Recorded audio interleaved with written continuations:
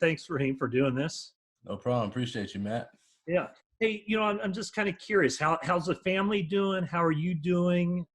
You drew some headlines there way before anybody else was talking about the pandemic as something that was a concern for you. So just how's the family holding up, and how closely are you following what's going on? Family's doing great. Thanks for asking. And we're hunkered down here, and yeah, it's one of those things where we knew that something like this was gonna take place, and we wanted to be prepared. That's why I was um, the first one to start thinking about what's going on in the upcoming months. And so yeah, it's been great, and yeah, we follow it very closely. Ohio, I'm in Ohio right now, Cleveland to be exact, and it's been it's been pretty nice because everybody, it seems like everyone, all the neighbors and everyone are on the same page. When you go and look outside, Ohio right now is actually starting to loosen some restrictions, and it's going great so far. But we still have that pandemic going on, and we still got to defeat it somehow. Hey, Raheem, it's Matt Barrows from The Athletic. Along those lines, there have been discussions, obviously, about pro sports starting up again, and you guys might be reassembling in July for training camp. Have you thought about that step, and are your wife concerned about the time when, it's going to be 90 guys together on the field, in a locker room, all that stuff? Yeah. Whatever it takes us, to come to that point. Yeah, my wife has been concerned. She's actually cried, a couple of times, just because she wants to make sure not only myself, but those 90 guys that are in the locker room are going to all be safe, and their families as well. So we've had talks about it, and she understands that no matter what, this is my job, and I have to do what my job requires me to do, which is all fair. And she's excited as well. She wants football to be back, and sports to be back in general. But yeah, we've talked about it, and yeah, to go along with it, it's one of those things where we don't know what it's going to take in order for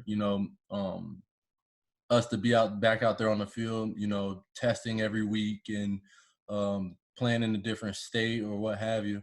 We don't know yet, and that's something that's going to be determined once the time comes, once that decision, has to be made. So we just got to look at the brighter side and hope and pray that, everyone is looking out for each other, and the safety of each other as well.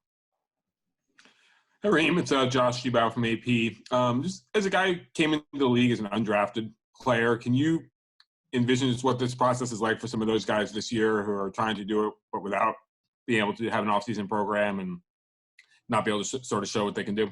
Yeah. Right now, especially for the guys that are undrafted, it's a critical time to get their careers started.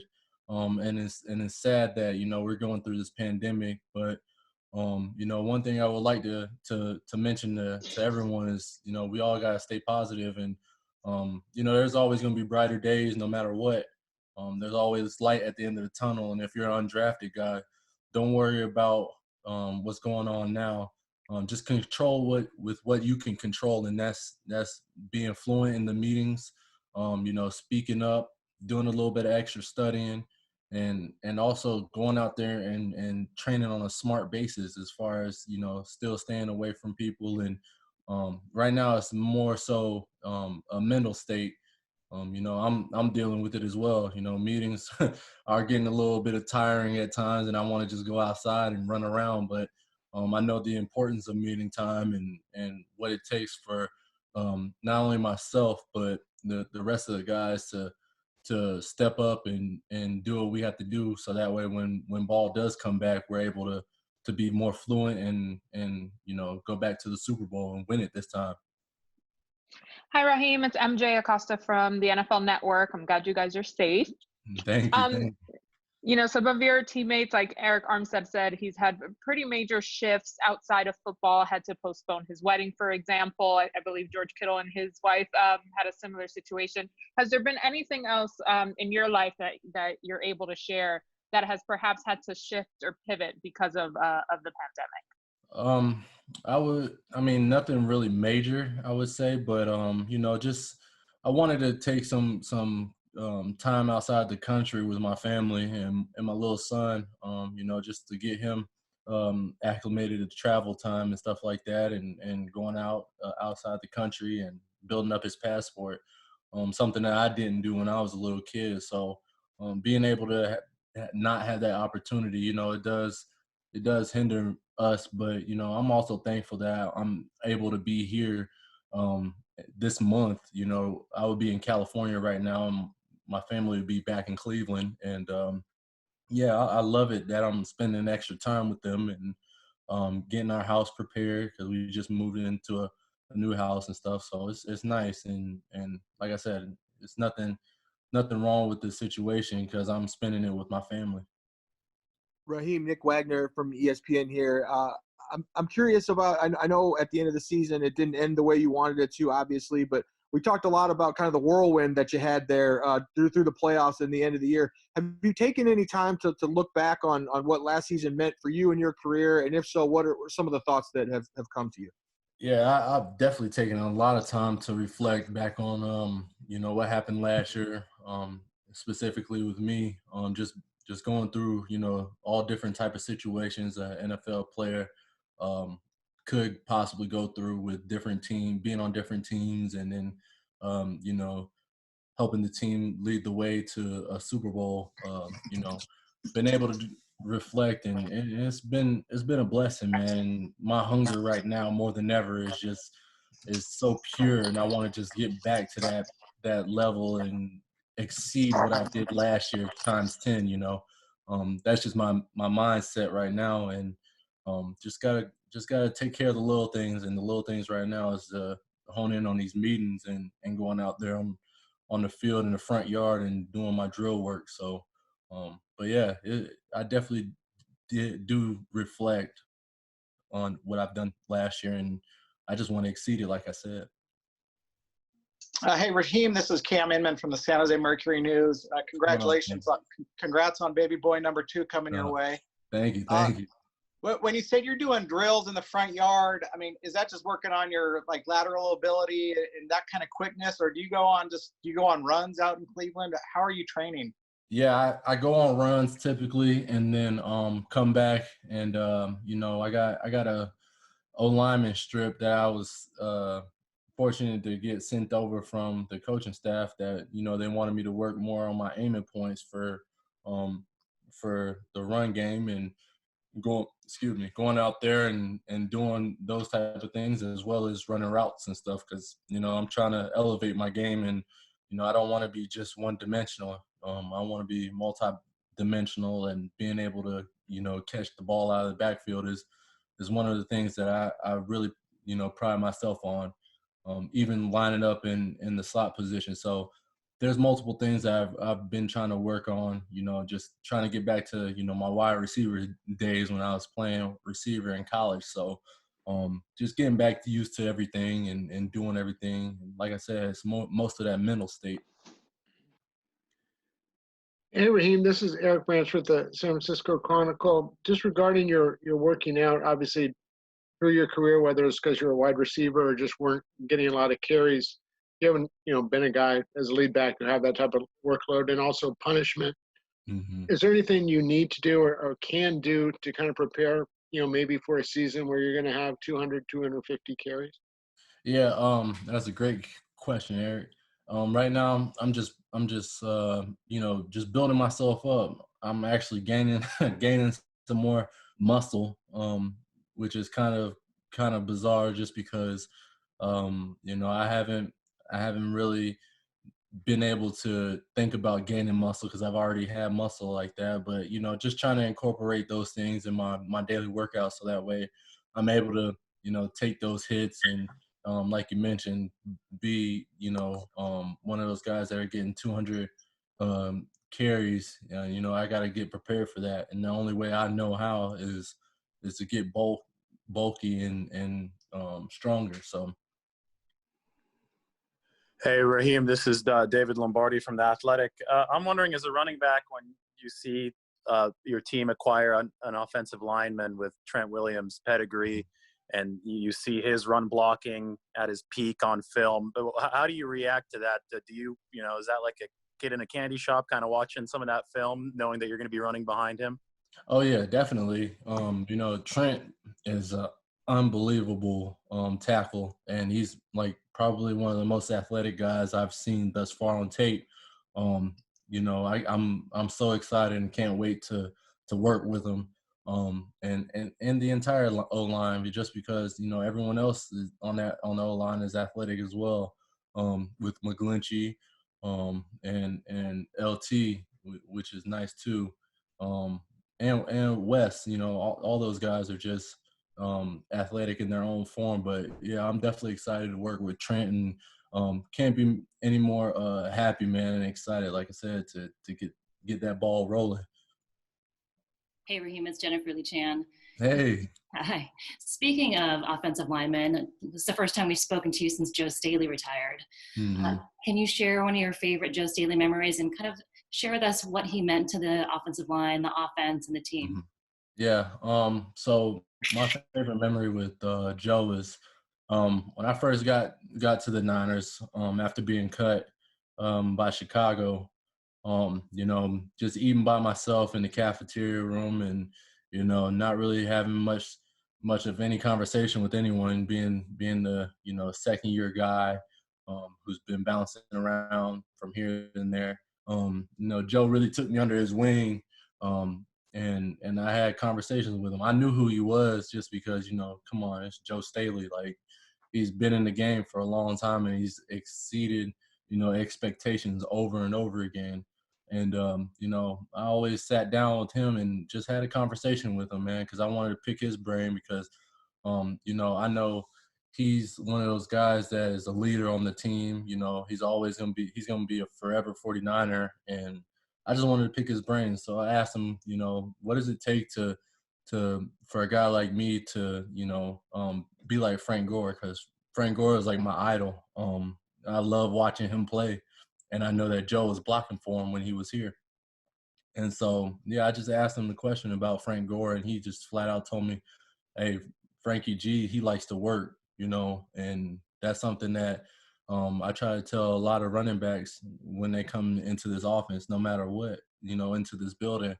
If you want to be like somebody, you gotta adapt to their attitude and their mentality. And that's what he was basically telling me, like, hey, look, you got to be like Frank, man, and you're a great running back, and I could just tell just by your personality, but you also got ball skills. So, you know, Frankie G works really hard. He's probably one of the hardest working guys that I know. And, you know, I just try to live up to that expectation of Frankie G, and just go out there and try to give it my all. And for Joe, you know, he means a lot to this organization. Even now, you know, looking back at it, when I was able to give him that ball against Seattle after I scored the touchdown, you know, a lot of emotions came out of that for him. And, you know, he shared that with me. He was like, hey, Raheem, you know, I want to just thank you for allowing me to spike the ball. And I said, hey, Joe, you know, I just want to thank you for doing your job on a consistent basis and being a leader that you are. And, you know, I have no problem giving the ball, you know, sharing that moment with you.